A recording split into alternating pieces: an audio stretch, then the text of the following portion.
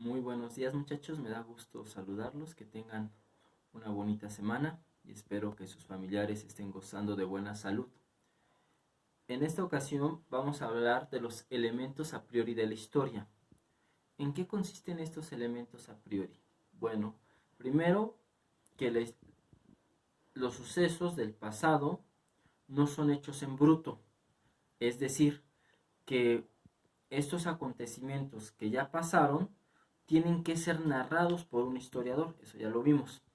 Bien, y también vimos la clase pasada la historicidad. ¿Qué es la historicidad? Esta capacidad de la inteligencia por relacionar los hechos del pasado con el presente. Bueno, entonces, si los hechos ya acontecidos necesitan de un narrador que a su vez es inteligente y mediante esta inteligencia combina o mezcla, conecta los sucesos, entonces, pues este narrador tiene unas condiciones que le permiten ir hacia el pasado. Ojo, estas cualidades pueden, o una de dos, o distraer y no llegar al hecho mismo, es decir, ser completamente subjetivas, o pueden, por ejemplo, ayudarnos a comprender mejor el pasado. Vamos a ir viendo algunos elementos que nos pueden ayudar a perdernos en el pasado sin reconocerlo y otras cualidades del historiador que sí pueden ayudarnos a iluminar el pasado en el presente. Bien, todo historiador narra, cuenta una historia, algo del suceso que ya pasó, pero él tiene un estilo de vida, una intrahistoria.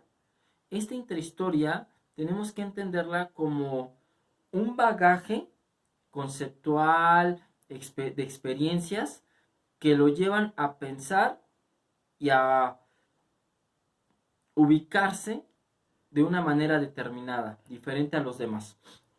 Por ejemplo, esta intrahistoria tiene que ver mucho con la mentalidad.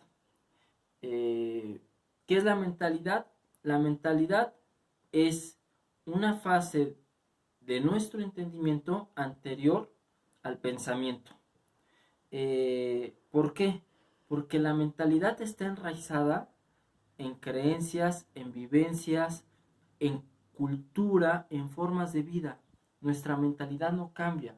Son asunciones que ya tenemos de manera ipso facto. Todos tienen una mentalidad a partir de sus conocimientos y su experiencia de vida.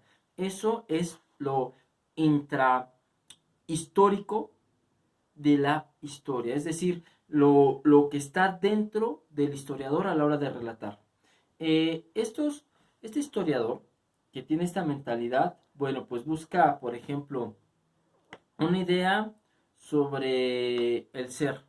Bueno, pues depende. Si yo nazco en la selva de la Amazonia, pues seguramente tenga una forma de relacionarme con la naturaleza más íntima o muy diferente que una persona que es de ciudad y que nunca ha salido al campo. O sea, ahí hay que ver la mentalidad. Y cuando yo narro una historia, la narro desde este horizonte, desde este bagaje. Un francés, e incluso, fíjate, un ruso, un chino, que sus lenguas son completamente diferentes a las del español, sobre todo el chino, pues tiene un bagaje y una manera de percibir diferente a la del ser humano que habla español.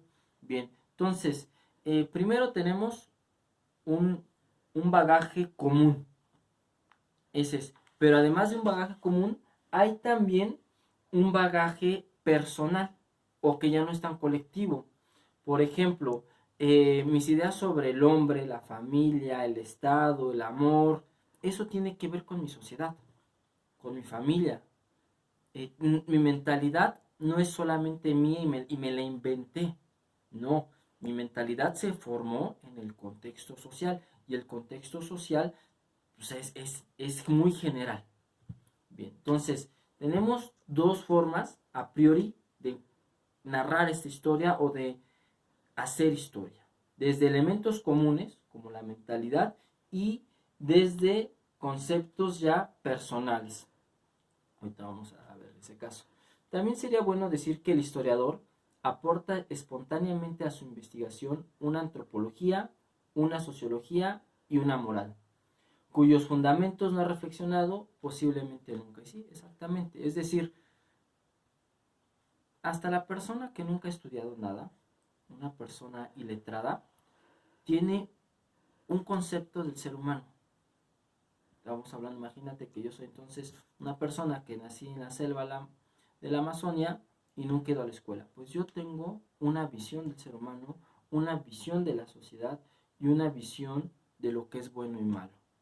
Todos lo tenemos. No se necesitan las letras ni los diccionarios para tener una posición respecto a los temas. Ya las tenemos de entrada. Bien, pero aquí hay que decir una cosa. Que la historia sea narrada desde categorías muy particulares no significa que la historia es relativa o que cada quien habla según le va en la feria. No, no es el caso. ¿Por qué? Porque hay una analogía. ¿Qué es esta analogía? Que la historia se contextualiza por el historiador, pero siempre es perfectible, y eso ya lo hemos visto. La historia es perfectible, es finita, es limitada, pero conforme te vas acercando, es labor del historiador ir primero a hacer consciente nuestras asunciones, lo que asumimos como verdad, nuestros prejuicios, y segundo, ir adentrándonos, tratándonos de ubicar en ese tiempo. Ahora vayamos a la segunda parte. Entonces la primera es la mentalidad o los conceptos comunes. La segunda son los conceptos propios. Estos conceptos propios son las condiciones muy particulares que nunca se van a repetir del historiador y que accede a ello. Imagínate que estamos en tiempo de guerra. Eso va a determinar mi forma de pensar, pero no es para toda la sociedad, sino para los que viven ese aspecto de la guerra. Ahora, yo soy de los vencidos, voy a acercarme a la historia de una manera, soy de los vencedores, voy a acercarme a la historia de esa otra manera. En concreto, lo que quiero decir es que hay, lo diría Weber, cuando se acentúa unilateralmente uno o varios puntos de vista, en ese momento formamos un tipo ideal o formamos un concepto muy personal. Y me gustaría decirles que nosotros constantemente le damos valor a las cosas. Un ejemplo. Nosotros dividimos la historia en historia antigua, medieval, moderna, contemporánea. Y pensamos que es así. Pero no. ¿Qué son estos periodos de la historia? Estos periodos son ejercicios mentales que alguien los clasificó y los dividió para hacer más entendible la historia. En el caso de nosotros, no tenemos que pensar que, no, pues es que la época medieval abarca del siglo V al siglo XV más o menos. No, no podemos hacer eso. O sea, nosotros lo decimos porque eso nos ayuda para simplemente comprender mejor el suceso histórico. ¿Sí estamos? Bien, entonces, fíjense, esto es súper importante, muchachos. Necesitamos hacer de la historia o comprender que la historia no es completamente como la piensa el historiador. Tiene sus matices. Ahora, bien, el saber humano, a pesar de su historicidad, no crea la realidad. Si bien conocer no es mirar pasivamente lo real, tampoco es inventar o desarrollar una dialéctica a priori de conceptos. El objeto del conocimiento histórico es algo fuera de la mente del que conoce, fuera del observador y además difícilmente atrapado por ser pasado. Es decir, que el historiador no crea ni se inventa la historia. Hace categorías, pero siempre desde hechos que ya ocurrieron y que no van a cambiar. Lo que tiene que hacer el historiador entonces es tratar de quitarse sus categorías, nunca se los va a quitar completamente, y adentrarse en el mundo que está ahí. ¿Y cómo hacemos eso? Aquí les hablaba yo de cualidades. ¿Qué cualidades nos ayudan a entender la historia más? La simpatía. ¿Qué es la simpatía? Es el encuentro con el pasado del otro o el otro en su pasado. Entonces, si yo tengo simpatía por por este sucesos, estos acontecimientos, yo voy a tener toda la disponibilidad de esclarecer los hechos pasados. En cambio, una actitud que puede ser viciosa es la ideología.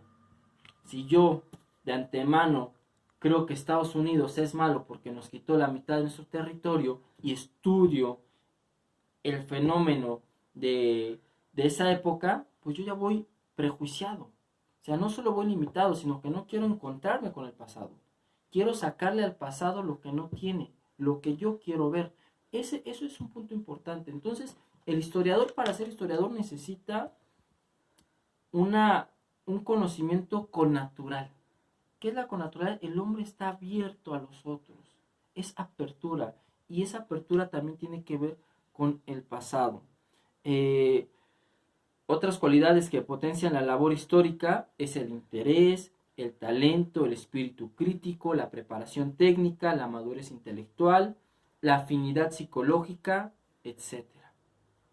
Muy bien, pues hasta aquí vamos a dejar nuestra clase. Vía WhatsApp les voy a dejar la tarea y solo quiero que me anoten esto que les voy a leer porque sí es importante. Este interés de búsqueda en la historia depende de las capacidades, sobre todo de una simpatía sincera y también de las incapacidades intelectuales presentes en el sujeto. Pues bueno, muchas gracias, que tengan una excelente mañana y nos vemos.